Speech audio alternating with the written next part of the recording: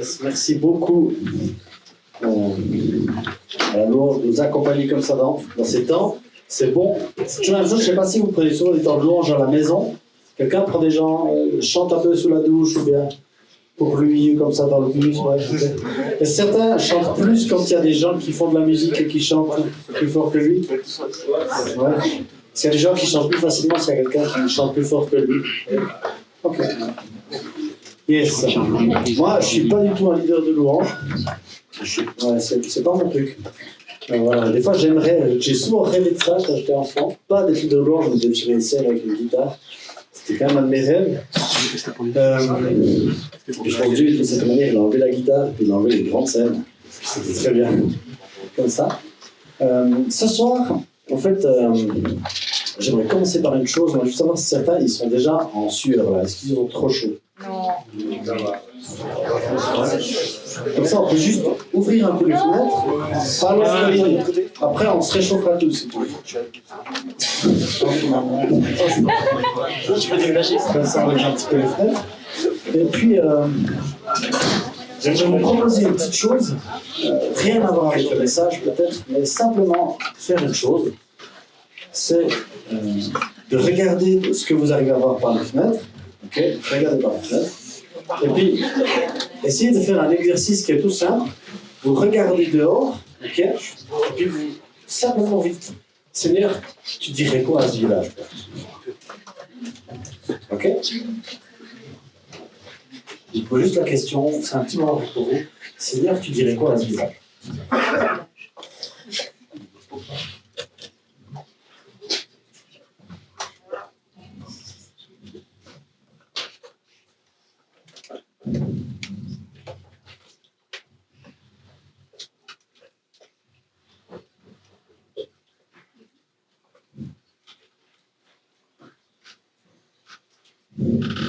Ok. J'aime bien les questions, j'aime bien les petits trucs comme ça, vous pouvez être remarqué. J'espère que vous n'avez pas déjà peur de cette soirée en disant oh non, il va reposer des questions, j'aime pas. Je suis désolé pour ceux qui n'aiment pas trop ça. Vraiment, mon but n'est pas de vous faire du mal. Je me dis qu'il y a plein de moments dans l'année où on ne nous pose pas trop de questions dans les messages, alors je me dis, ben, moi, je préfère une balance un peu. Donc, j'en profite. Donc, c'est pas pour faire du mal, c'est juste une autre manière, des fois, d'aborder les choses. Santé. Je pose une première question, comme ça. Je veux savoir, est-ce que quelqu'un aimerait être à ma place ici devant ce soir? Est-ce qu'il y a des gens qui aimeraient ça? Qui font de leur cœur, disent moi j'aimerais être devant, j'aimerais partager des choses comme ça. Ouais? 1, 2, ouais? Quand vous faites ouais, c'est un peu genre bon, si tu veux que des mains se lèvent, je le fais. Ou est-ce que certains vous aimeriez être là? Vous aimeriez un jour être invité comme orateur dans un camp, ou est-ce que vous aimeriez prêcher dans votre église? Est-ce que vous avez ce désir? On a un mot qui est plus à la mode dans les églises, c'est cet appel. Mais est-ce que vous avez ce désir au fond de vous d'être devant là? Ouais? Est-ce qu'on peut juste voir des mains pas timides? Allez-y, est-ce que quelqu'un aimerait être là? Ok, yes. Alors, est-ce que je peux vous poser une question? Vous avez le droit de ne pas répondre, mais j'aimerais savoir si maintenant je vous donnais le micro, vous pourriez dire une chose. Vous diriez quoi? Une chose. Qu'est-ce que vous diriez? Une chose, vous diriez quoi? Vous savez comme ça? Ouais? Je dirais que ici, chaque jeune a une responsabilité dans ce que tu nous as dit hier de transmettre cette bonne nouvelle qu'on a un amour infini qui est fait pour nous. Je dirais qu'on est tous ici responsables d'apporter autour de nous, et quand on va retourner dans la vallée, on a tous une responsabilité pour le royaume de Dieu. Merci. Et ça vous touche ça? Ouais? Vous avez envie de partir avec ça? Ouais? Yes, merci. Qu'est-ce que d'autres qui diraient quoi? D'autres qui diraient quelque chose de différent peut-être? D'autres choses? J'ai vu des femmes qui ont levé les mains aussi, mais ça me fait plaisir. Est-ce qu'il y a des femmes qui disent voilà, qu'est-ce que vous diriez vous? Ouais, je pointe pas, je propose. Oui? Que ce que le monde a brisé, Dieu l'a déjà réparé. Yes. Vous avez envie de partir avec ça? Ouais? C'est juste ce qui vous parle. En fait, devant, quand on prend par ça, en fait, on prend un certain risque. D'accord? Mais on prend souvent des risques. L'équipe longe, elle prend un risque aussi. Parce qu'elle prend le risque d'une fausse note, d'un faux départ, d'un faux tempo. Le gars à la sono, il prend un risque parce qu'il dit mais si je gère pas mon truc et que ça dérange l'équipe, Dès qu'on s'engage dans quelque chose, dès qu'on fait quelque chose, on prend un risque. Vous faites du sport, vous entrez sur un terrain, en fait, on aimerait tous être titulaires, mais c'est quand même plus facile, psychologiquement, de se dire, bon, on va regarder les autres jouer, puis si on perd, on me fait rentrer, moi je fais la différence, c'est quand même plus cool. Donc, si je suis sur le terrain et on commence à perdre, vous voyez, on prend un risque de prendre de responsabilité. Et moi, je crois que la vie chrétienne, c'est prendre un risque. On prend un risque, d'accord? Mais tout risque a son niveau de dangerosité, si on peut dire ça comme ça. En fait, le risque que je prends ici, il est peut-être que d'un coup je bégaye, ou que je dise un truc faux, ou bien qu'il m'arrive une petite dèche. Voilà, ça peut arriver. Le risque que je peux prendre, c'est peut-être de dire des choses qui sont complètement fausses. Donc là, le risque que je prends, c'est que je vous transmets des choses, peut-être vous dites, ah ok, lui il parle, lui il sait, alors ce qu'il dit c'est vrai. Okay. Peut-être, oui. Bon, je prends le risque de me planter, et je pense vraiment, tout le temps, ça m'est déjà arrivé des choses qui n'étaient pas juste, parfaites depuis devant. J'ai fait des erreurs. Depuis le temps, au début, très jeune, j'ai prêché des choses, des fois je me dis aujourd'hui, mais pourquoi j'ai dit ça? Voilà, mais c'était un chemin. Pourquoi je vous partage ça? Parce que la vie chrétienne est un chemin. Et vous êtes en chemin. Je suis en chemin. Et sur ce chemin, on prend des risques, on avance, on essaye. Et des fois, on prend un peu des coups aussi. Des fois, on prend des coups. Certains prennent des gros coups. D'autres, on a l'impression qu'eux, ils ne prennent jamais de coups. Okay. D'autres, on a l'impression qu'ils sont bénis, ils reçoivent des choses incroyables. On se dit, mais nous, je parle bien un truc comme ça. Déjà, ils ont des histoires à raconter, mais ils sont en chemin. On est tous sur un chemin. Et j'aimerais vraiment vous encourager dans les camps à toujours ne pas chercher à vous dire, parce que moi, je suis en retard sur les gens. Non, vous êtes dans votre chemin. Là où vous en êtes, avec votre contexte, votre personnalité, avec ce qui vous est arrivé, avec comment vous arrivez au camp, avec votre contexte familial, vos relations, vos victoires, vos défaites, vos zones que vous n'aimez pas trop, que vous cachez, puis celles que vous aimez bien mettre devant. On est tous en chemin. Okay. Moi, j'aimerais vous encourager à vraiment avoir cette pensée que vous êtes en chemin. Et ce qui a été à partager par les personnes là qui prennent le micro ce soir, qui l'ont fait de certaine manière, c'est quelque chose sur votre chemin. Restez toujours en chemin. Ne vous asseyez pas dans votre foi, dans votre spiritualité en disant maintenant je regarde. Il y a des temps où dans notre chemin on peut prendre des pauses, on peut ralentir, on peut faire un point, on peut s'asseoir avec quelqu'un, on peut s'asseoir avec Dieu, on peut s'arrêter, pas de souci, mais on s'arrête dans un but. On ne se dit pas voilà c'est bien, je suis arrivé maintenant. C'est vraiment que ce qu'on partage ce soir soit dans un chemin. Et je vous encourage, s'il y a des choses que l'on partage ici, peut-être que je vais partager des choses, vous n'êtes pas du même avis que moi. Vous vous dites, ah mais moi, quelqu'un m'a dit autre chose. Cherchez pas à dire, ah, c'est ça ou ça. D'accord? Vous faites un chemin là-dedans. Vous allez peut-être dire, ah mais lui il a dit ça, Anthony nous avait dit ça, et mon pasteur il a dit ça. Est-ce que je peux parler avec un autre de ce que dit l'autre? Ah, mais il y a la compréhension. Et la vie chrétienne est faite de choses différentes. Aujourd'hui, si je vous poserais des questions, je ne sais pas, je l'ai remarqué hier peut-être, mais est-ce que vous avez toujours la même réponse? Non, on a des réponses différentes.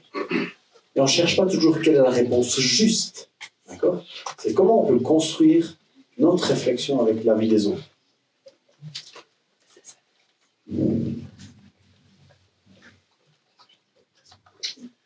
Des fois, je demandais aux gens pourquoi ils ont choisi Dieu dans leur vie, Jésus. Certains me disaient, c'est plus facile. La vie est plus facile. J'ai eu un moment de ma vie où je disais, c'est vrai que c'est quand même plus facile. Puis au fait, quand je réfléchis, si je lis la Bible, je regarde un peu ce que les gens qui servent Dieu, ils sont devenus, ils ont vécu. Et il y a des trucs qui ne sont pas tout faciles quand même. Aujourd'hui, je me dis, pour moi, dans mon contexte en Suisse, c'est quand même assez cool. Parce qu'en fait, dans les moments difficiles, j'ai quelqu'un à qui je peux parler. J'ai quelqu'un d'intime avec qui je peux partager. Je sais qu'il me connaît entièrement. Ça, c'est quand même un truc chouette. Mais quand je sais que dans plein de pays, il y a la persécution, que tu n'as pas le droit de présenter ta foi, je me dis, je ne sais pas si c'est plus facile d'être chrétien. Peut-être que notre espérance est une bonne chose, elle nous aide. Mais je ne pense pas que la vie chrétienne elle est plus facile. Un temps, je me disais souvent, moi j'aurais aimé être un mec qui côtoyait Jésus. Et puis, je ne sais pas si vous connaissez la série Chosen. Certains ont un peu regardé Chosen. Okay. Si une fois vous savez pas quoi faire, je ne sais pas si Netflix est long, je ne pense pas. Mais franchement, je pense que c'est du bon temps à gaspiller pour Chosen. Ils Ils ont une âme Kratos, c'est une super série. Dans cette série, en fait, je passe mon temps à me dire « Oh, j'aimerais être comme eux. » Ils en prennent quand même pas mal. C'est assez chaud, quoi. Heureusement, on est dans le côté un peu joli, parce que si on voit la vie des disciples, la fin des disciples aussi, c'est pas toujours « Ah oui, moi j'aurais bien voulu être à sa place. » Alors, je sais pas votre avis, mais voilà, moi je dis quand même, mais c'était pas tout facile. Et puis, moi, dans la foi, souvent, je doute. Je doute de moi en me disant, mais est-ce que quand je vois aujourd'hui, on dit il y a plus de 30 ans, donc j'en fais partie, voilà. Moi j'ai eu, quand j'étais dans un groupe de jeunes différents, j'ai vu des gens qui étaient des modèles pour moi. Ces gens devant, je me disais, purée, moi je veux être comme eux, solide dans la foi, jeune, dans plein de foule, en courage de fou. Et vous savez, après on avance dans la vie, on grandit, puis un jour on se dit, mais il est où lui? Un jour on se dit, ah, il a lâché la foi. C'est bizarre, responsable du groupe de jeunes. Le gars, il a prié pour moi, il m'a encouragé. Il était là dans les moments difficiles, il m'a boosté, il m'a amené des enseignements géniaux. Ah, puis lui, il est où celui-là? Ben, elle. Il est plus tourné avec l'église, un peu déçu. Voilà, d'un coup, ils étaient dans un truc un peu bizarre avec d'autres chrétiens, puis ça a mal tourné, puis d'un coup, ils ne font plus rien. Ah, ok. En fait, quand je regarde sur mon chemin, je vois des gens qui ont lâché, à un moment donné. Qui ont arrêté de marcher, qui ont été blessés par l'Église, par des gens qui ont été déçus, qui ont vécu des choses difficiles, qui se sont sentis abandonnés sur un chemin.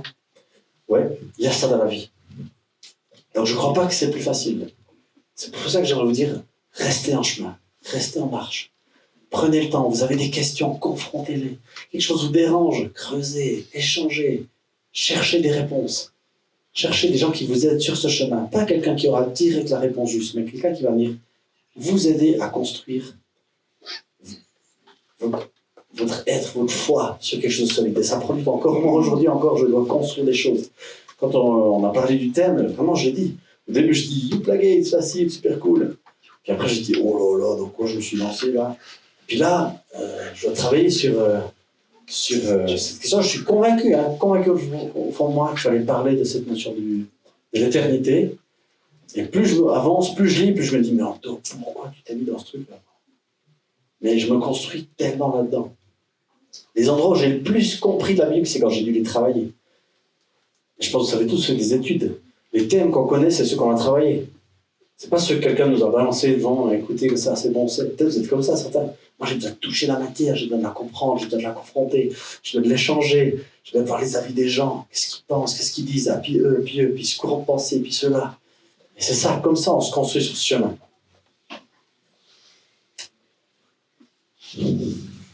Alors, moi j'aimerais qu'on puisse avoir 3 choses qu'on garde solidement et que j'aimerais vous dire que moi ce sont des choses qui sont ce que j'appelle des certitudes dans la vie. Je ne sais pas, je vais dire ces 3 choses et si une de ces choses vous vous dites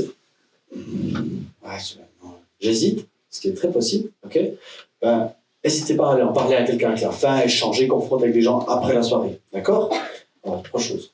1, j'ai la certitude que je suis désiré. Que moi, Anthony, qui je suis, j'ai été désiré sur cette terre. Ma vie est un projet, est un choix de quelqu'un au-dessus de mes parents. 2e chose, j'ai la certitude que je ne suis pas seul. Il y a quelqu'un qui, au plus profond de moi, me connaît et désire être en relation avec moi.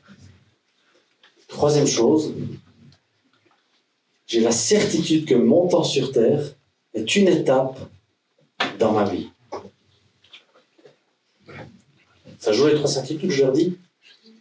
Oui. Encore une fois, j'ai la certitude que je suis désiré.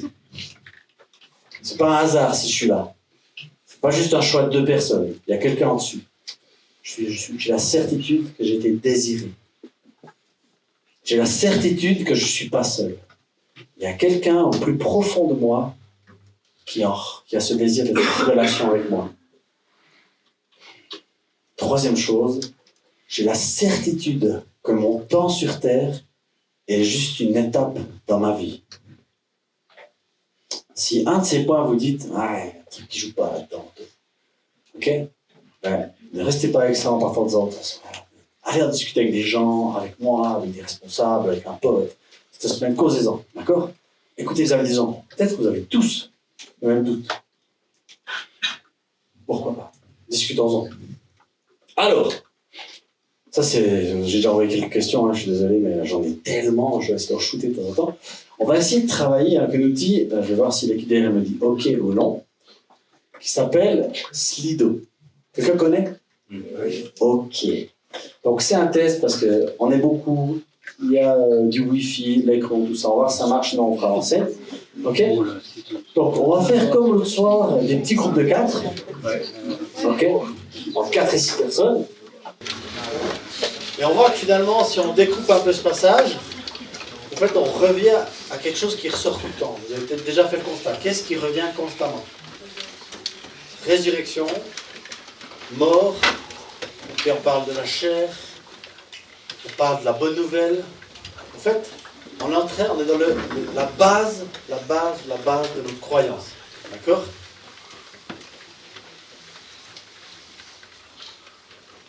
La première chose qu'on nous parle,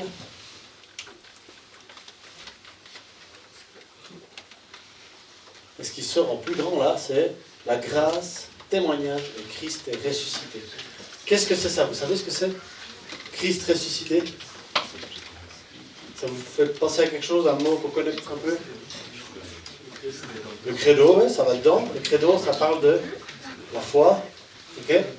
En fait, la foi, elle se base sur un mot qu'on aime bien dire, c'est la bonne nouvelle. Vous connaissez cette notion de bonne nouvelle? En fait, l'évangile.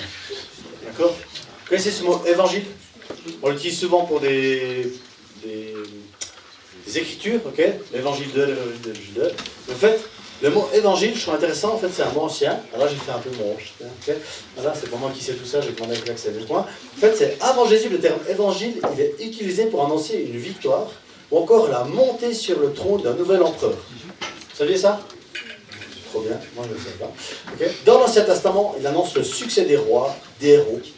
Il est annoncé pour annoncer des événements fondamentaux comme celui du retour des exilés à Babylone en terre d'Israël. Pour les dates, je ne sais pas si vous l'avez noté, voilà. Moins 538 avant Jésus. En fait, le mot français évangile, c'est la traduction du grec. Je ne vais pas le dire en grec, je ne sais pas. Okay? C'est la notion bonne nouvelle.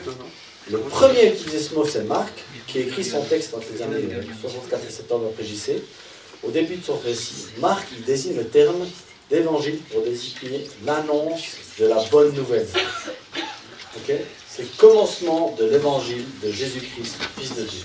En fait, la bonne nouvelle. La bonne nouvelle parle de l'histoire, okay, de l'évangile. C'est l'évangile, c'est notre base. Okay? Premier passage, en fait, ce qu'il nous dit, et ça commence par ça, c'est Paul qui dit « croire et rester attaché à l'évangile ». D'accord? Donc le premier point, l'évangile étant une bonne nouvelle, c'est est-ce que vous croyez en une bonne nouvelle? D'accord? C'est une question hyper basique. Vous allez me dire, oui, c'est nul comme question. Sérieusement, est-ce que vous croyez que l'évangile est une bonne nouvelle? Est-ce que vous croyez ça? D'accord? On peut dire oui, ok. Okay. Deuxième passage, on nous parle finalement que Christ est ressuscité. Est-ce que vous croyez réellement que Christ, Jésus, il est mort? J'ai vraiment l'impression de faire tellement basique ça. Mais même moi, est-ce que vous arrivez à croire qu'il est mort? Vraiment, mort, d'accord? À plat, fini, mort. Okay, je ne sais pas comment le dire pour que ça ait un impact, chez nous. Il est mort. On est triste, d'accord? Mais derrière, il est ressuscité. C'est tellement basique. Pour nous, c'est tellement normal. Bah ouais, il meurt, il ressuscite. Mais vous comprenez que ce n'est pas normal. Ce n'est pas une chose normale de croire que quelqu'un il meurt et il ressuscite 3 jours après. Je vous ai parlé quand on s'est vu là, à la soirée d'avant-camp, d'un livre que j'ai lu. Ok? Et en fait, ce livre, un monstre pavé, jamais lu si gros, 700 pages. Je l'ai lu dans un seul but, c'est donner un retour au gars qui l'a écrit, je ne le connais même pas, mais sa femme, je la connais. Elle m'a dit, il faut que tu lises ce livre, tu donnes un retour à mon mari. Ce livre, tout long, il essaie de déconstruire la véracité que Jésus, il est mort et ressuscité. J'ai lu 700 pages d'un mec qui a essayé de me dire, c'est des conneries, c'est une blague, tu t'es fait avoir. Et vous savez quoi? J'ai douté. Plein de fois. Plein de fois, j'ai fermé le livre, je me suis dit, purée, si il a raison ce gars. Ben, c'est pas con les arguments qu'il a. C'est pas con. Mais s'il a raison. Et en fait, constamment, ça m'a ramené un truc. Est-ce que je crois? Est-ce que je crois qu'un homme, en particulier Jésus, il est mort et il est ressuscité? Pourtant, je baigne de ça depuis que je suis enfant. Mais est-ce que je peux croire en ça? Et troisième point dans la lecture, ça reparle de résurrection. Mais est-ce que je crois que le corps est ressuscité? Est-ce que je crois que Jésus, il est ressuscité dans ce corps qu'il avait, physique? Est-ce que je crois que c'était juste une sorte de truc qui planait, puis des gens l'ont vu, wow, une sorte de fantôme, ok? Mais est-ce que je crois que vraiment il avait un corps? On pouvait le toucher. Est-ce que je crois en ça? Vous allez me dire, Anto, tu nous poses des questions tellement banales. J'espère que tu as prévu quelque chose derrière. J'espère aussi. Okay. Mais c'est la base, ok? C'est trois choses sur lesquelles, est-ce que ces questions pour vous, c'est facile d'y répondre? Ou est-ce que vous pouvez y répondre en disant, oui, ça ne me pose pas de problème? Ou est-ce qu'il y a quand même une question où vous dites, bon, j'ai quand même un truc qui peut un peu venir... voilà, ok? Donc, est-ce que vous croyez en une bonne nouvelle? Est-ce que l'évangile est réellement une bonne nouvelle pour votre vie? Est-ce que vous, c'est une bonne nouvelle, l'évangile? Est-ce que si quelqu'un vous pose des questions sur l'évangile, vous avez l'impression de présenter un truc super chouette? Ou c'est un truc genre, ouais, bah écoute, mais raconte ça un peu, comment t'as fait, tu dois aller à l'église? Non, c'est pas que je dois, mais puis tu fais pas l'amour à l'oreille. Non, mais écoute, c'est pas trop le sujet. Et puis, mais tous boire de l'alcool, tu peux te mettre une mine, tu peux consommer des drogues, t'as le droit de faire un... Tu peux rouler sans permis, voilà, ou est-ce que tu passes au purgatoire et tu vas ramasser grave, voilà, et comment c'est ta aventure? Est-ce que c'est tout des trucs que t'oses pas faire? Le soir, tu dois rentrer plus tôt, s'il y a une boum, t'oses pas aller? Voilà, ok, voilà. Vous avez pas eu ce mot-là, moi j'ai eu. Ah bon, ok, voilà, ok. Est-ce que vous dites, non, mais mec, c'est une bonne nouvelle, l'évangile, tu veux que je t'explique ce que c'est? Il n'y a pas de problème, c'est tellement réjouissant, c'est tellement génial. C'est une bonne nouvelle, je vais te la présenter. Je peux t'en parler, on peut échanger, c'est trop motivant. Ou est-ce que vous, c'est un truc de dire, ouais, bah écoute, c'est chouette, voilà, mais on peut parler plein de choses, je suis passionné de bagnole, on peut causer de bagnole, ça c'est des trucs super motivants, d'accord, j'ai une que j'aimerais avoir et ça, voilà, mais voilà. Est-ce que tu crois que c'est une bonne nouvelle? Est-ce que pour toi c'est une bonne nouvelle? Moi je vous dis franchement, hein, ici je suis là et j'essaie de vous chauffer un peu, moi plein de fois dans ma vie, je vous avoue que c'est pas trop une bonne nouvelle. Il y a quand même des moments où ça me dit, alors, et toi t'es croyant? Ben, j'aimerais trop être là. Oui, j'ai une bonne nouvelle. Des fois, je me dis, ouais, écoute, croyant, ça dépend, mais quel genre de croyant tu penses? Je suis pas religieux, tu vois. C'est surtout pas ça. Moi, c'est une sorte de relation. Ok, d'accord? Est-ce que je crois que c'est une bonne nouvelle? C'est une vraie question, d'accord? Deuxième chose, est-ce que je crois que Christ, il est mort et ressuscité? Vraiment?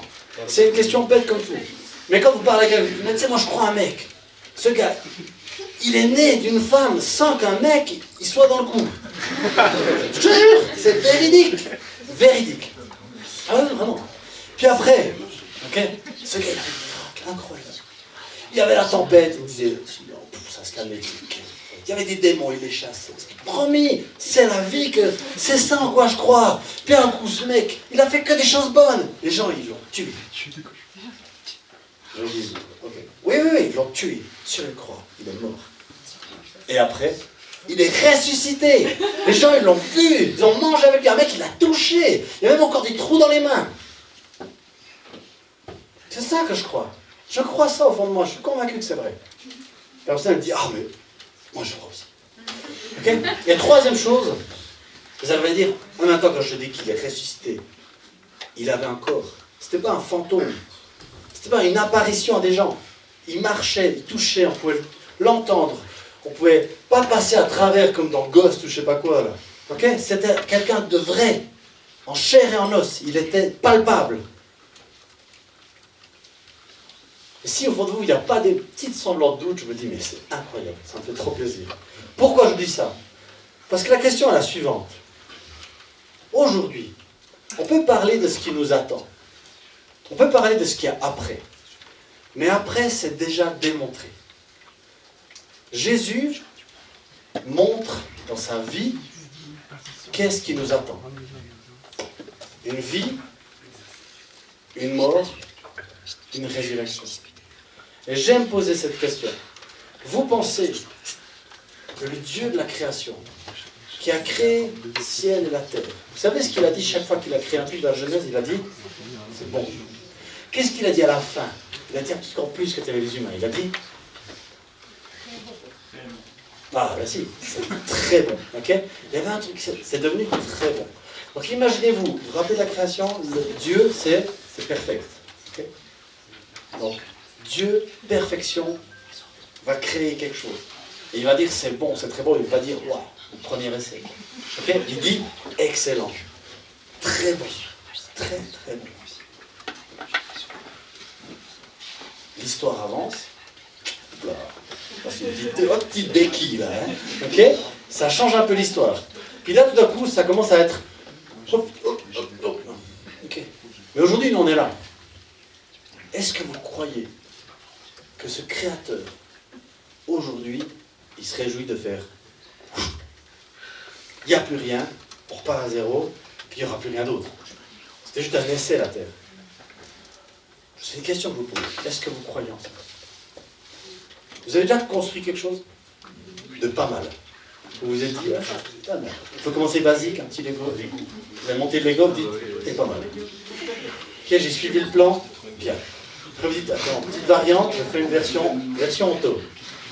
Ok, c'est un peu plus bancal, mais quand même, c'est pas mal. Ok, vous avez déjà fait ça? Est-ce que si vous trouvez bien, vous vous dites, plus jamais, vous jetez? Aujourd'hui, plein de choses dans notre vie montrent qu'on se pose des questions sur ce qui nous attend. Quelles sont nos influences? Qu'est-ce qu'on pense après la mort?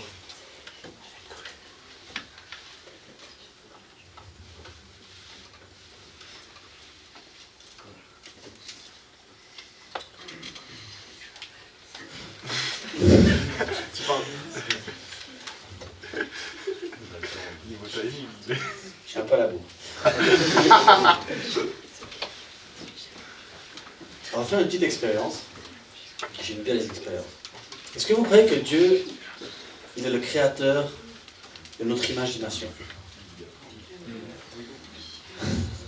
Qui pense que Dieu a créé la possibilité à l'être humain d'imaginer? Oui. Ah, une petite nuance. Oui. Mais j'aime bien ce genre de truc, j'aime bien les petites questions. Je ne dis pas c'est bon, autorité. C'est bien, restez comme ça, d'accord? Alors, je vous propose une chose. Pendant un petit instant, je vous demande de fermer les yeux, d'accord? Et d'imaginer un lieu parfait. Vraiment osez ça. Laissez-vous, et si vous avez besoin avant, c'est d'accord, je vais faire ça parce que j'apprécie ça. Je vais juste prier pour ça, d'accord? Je vais dire, Seigneur, je te demande que dans ce moment où on imagine quelque chose, il y ait une touche de toi. J'aimerais qu'on puisse se sentir protégé de cette petite expérience. Qu'on n'ait pas peur, mais qu'on puisse se dire, voilà, si tu es ce Dieu qui a créé la possibilité à l'homme d'imaginer, permets-nous d'imaginer quelque chose. Voilà. Imaginez juste un endroit parfait. Alors, si vous voulez, vous pouvez ouvrir les yeux. Est-ce que certains sont d'accord de dire un peu deux, trois trucs? Et vous avez imaginé quoi? Il y avait quoi? Qui ose? Les montagnes, la plage, les cascades. Montagne, plage, cascade. Moi, j'étais avec plein de gens. On était ensemble. Aussi la montagne, la neige. Montagne, neige, plein de gens. Et le soleil qui réchauffe aussi. Un soleil chaud qui nous réchauffe, ouais. Moi, c'était un peu flou, la vision, c'est aussi un peu quelque chose de nature. Il y avait aussi le soleil chaud, c'était surtout le sentiment paisible. Ok, la paix. Un lieu paisible, la nature, quelque chose de chaud, ouais. Fondu avec plein de personnes. Fondu, plein de personnes, merci Thibaut, trop bien. D'autres choses là? Qu'est-ce qu'il y avait? Un karting. Yes, un karting. D'autres choses? Une plage avec des galets, ils sont tous lisses et comme ça, c'est pas mal de trucs. On est dans du précis là. Une plage, des galets tout lisses, ça fait pas mal de pieds. Merci. Yes. longtemps, on a donné une image de l'après qui a été influencée par plein de domaines, mais peu par la Bible. Parce que vous savez quoi? La Bible parle très peu. La Bible parle très peu de qu'est-ce qui nous attend. Et c'est un peu un coup. Okay, je suis désolé pour ceux qui s'attendent à des trucs un peu bam, okay? Mais on parle très peu. Par contre, ce qu'on voit, c'est que le monde, la culture, la société, les arts ont déformé beaucoup de choses. On a transformé les textes en se disant déjà que le ciel, pour les bons, c'est en haut. Donc les sauvés, ils vont en haut. Et puis les mauvais, ils vont en bas, en enfer. En bas, il y a du feu. En haut, il y a la chorale. Il y a des nuages, il y a la chorale, je sais pas. Il y a plein de trucs, ok? J'en ai parlé tellement de ce chorale. Vous voyez, on a mis des choses comme ça. Il y a écrit nulle part dans la Bible, cette phrase-là. Ça, c'est quelqu'un une fois, et je vais vous dire, qui a fait des tableaux, okay, et les gens en ont déduit ça. Ils sont basés sur ça. Aujourd'hui, on fait plein de choses bizarres. Par exemple, quand on enterre des gens, quand il y a la mort, on dit des choses des fois qui sont très à la mode et très bien qui passent dans les enterrements. On dit par exemple que la personne n'est plus là, mais elle est toujours avec nous. Et au fait, ça fait du bien. J'ai été à des enterrements, j'ai perdu des êtres chers aussi, ça fait du bien ça. On se dit qu'on peut revoir les gens, et je ne dis pas, c'est pas de la moquerie, hein. Mais des fois je prends une dame de voix peut-être qui sonne comme ça, mais on se dit que d'un coup on peut ressortir les gens dans un lieu. Dans le vent qui passe, qui nous caresse, on a l'impression que la personne était là.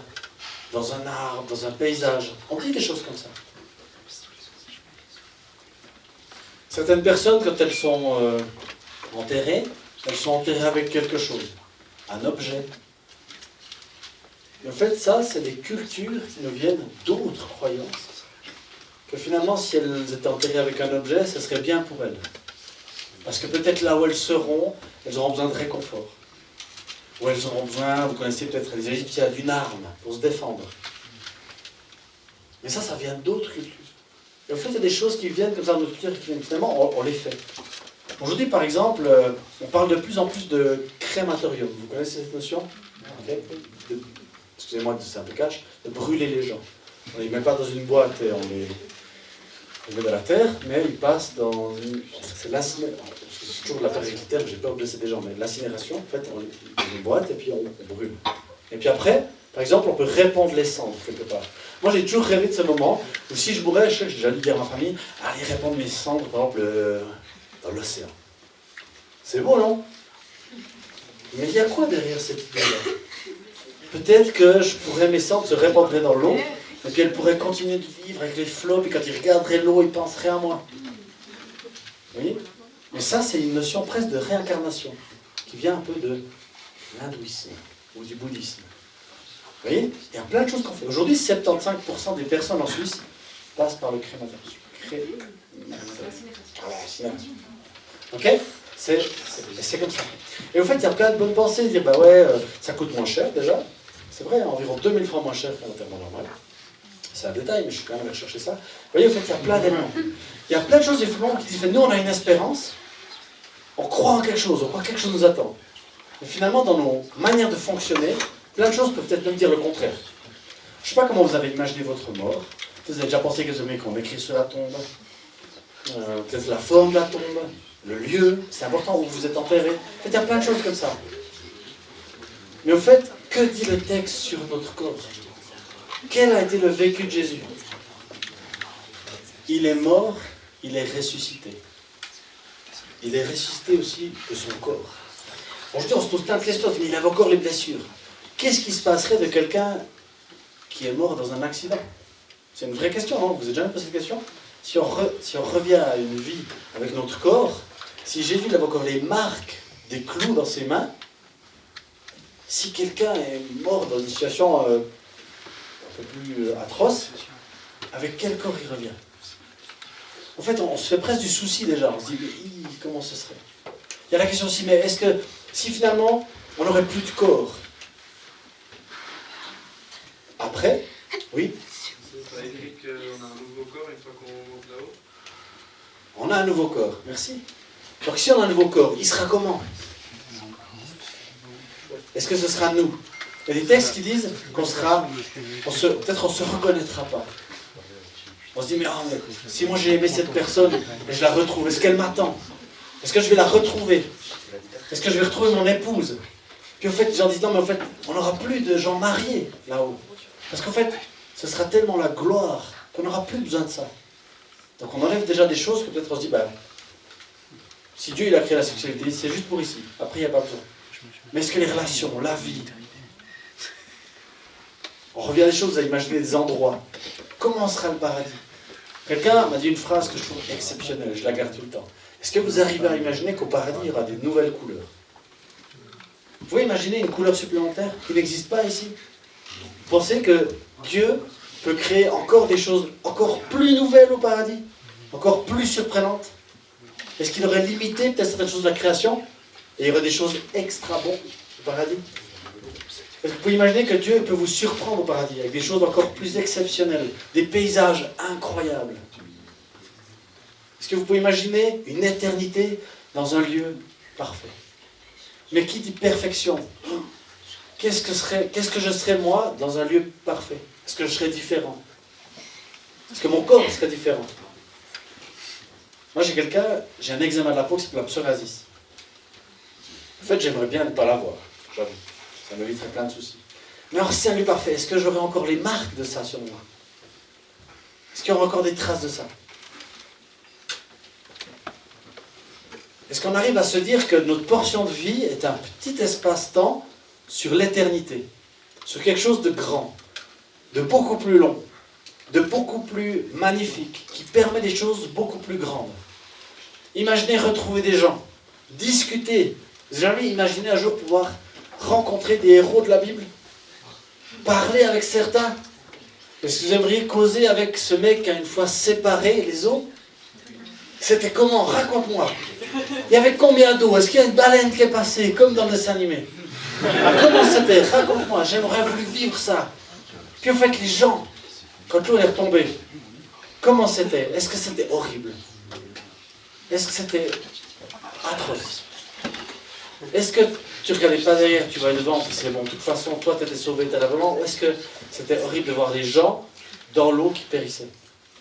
Comment c'était? Aujourd'hui, je ne peux pas vous décrire le paradis. Je suis bien content de ne pas pouvoir. Par contre, j'aimerais vous poser cette question à vous, clairement, au fond de vous. Qu'est-ce que vous imaginez de là? Est-ce que pour vous, cette bonne nouvelle est bonne pour vous? Est-ce que ce qui vous attend est bon? Est-ce que ça vous fait peur? Et la dernière chose, combien ici, je ne vous demande pas de répondre, ont peur de la mort? Je ne suis pas en train de demander qui a envie de mourir, c'est pas ça. Mais combien de fois dans notre vie, la mort est un échec? C'est triste, c'est pas juste, mince. Et on ne va pas là enlever en commençant à édulcorer l'histoire en disant « Ah mais c'est beau de mourir parce qu'après c'est un truc tellement magnifique ». C'est pas ça. La mort reste la mort.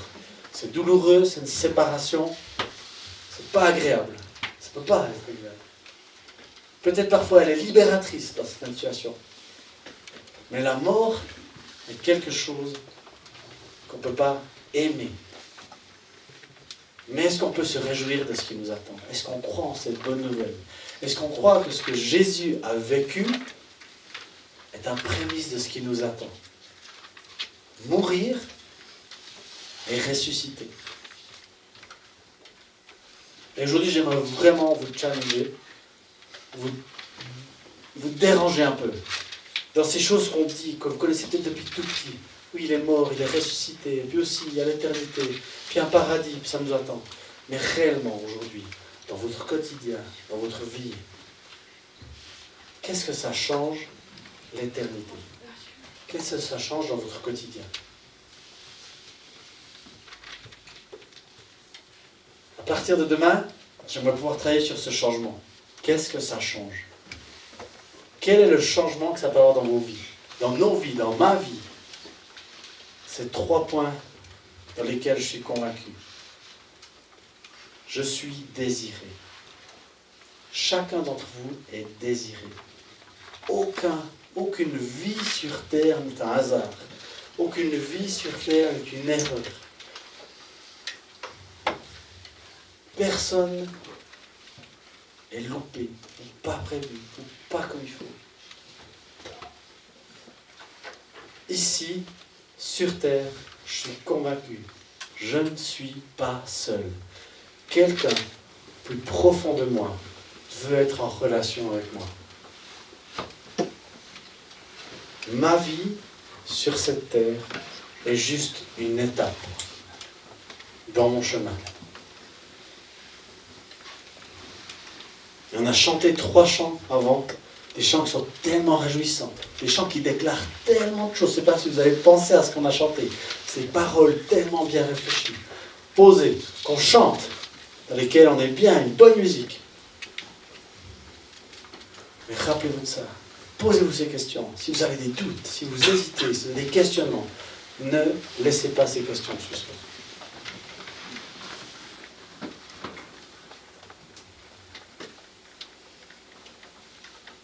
J'ai commencé à vous demander de regarder dehors, en vous disant, ben voilà, qu'est-ce que Dieu, il vous dit pour ce village?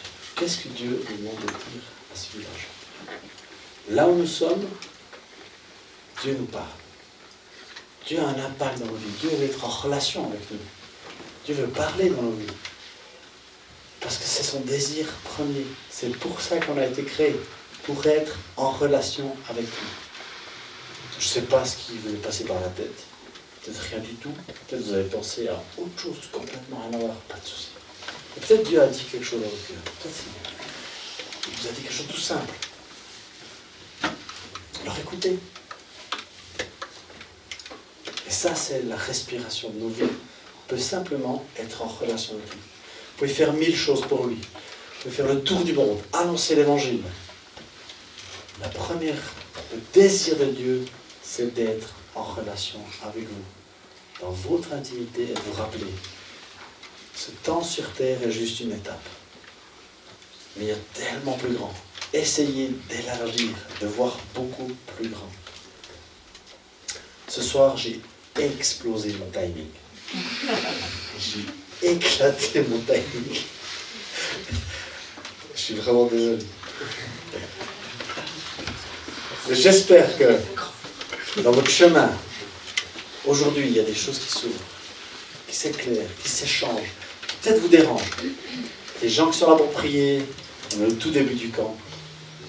Et je ne vous promets pas des soirées à 1h10, 1h15 de prédication chaque soir. Merci de votre écoute, de votre participation et restez en chemin. Merci.